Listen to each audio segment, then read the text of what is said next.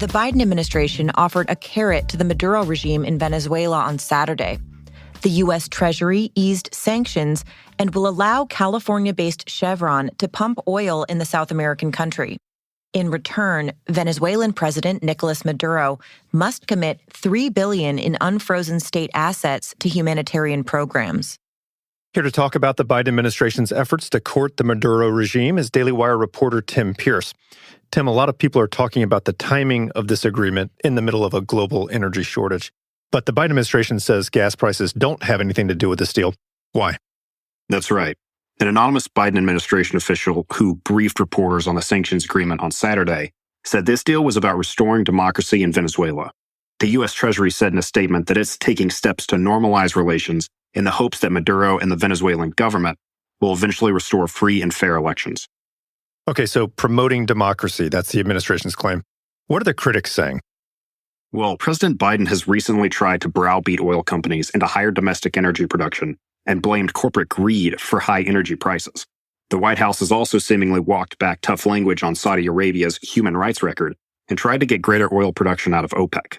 Critics see this agreement with Venezuela as just the latest attempt to increase global energy supplies while keeping Biden's environmental agenda alive in the U.S. Stephen Moore, an economic advisor in the White House under former President Trump, says that the agreement makes no sense given the United States' vast energy supplies. Here's a bit of what he said on Fox News Sunday.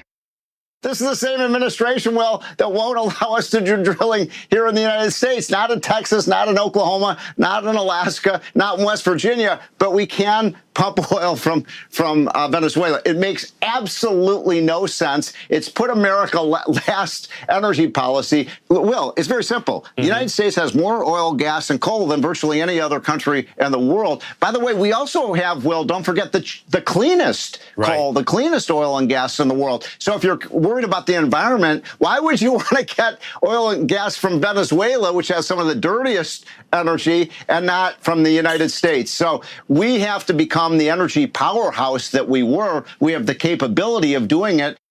All right, so some strong criticism there.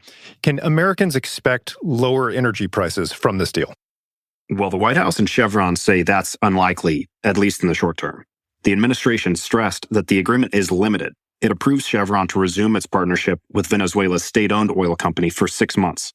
During that time, Chevron won't be able to expand its operations beyond its current holdings, and all profits will go toward paying down Chevron's debts. So Maduro's government shouldn't make any money off the agreement.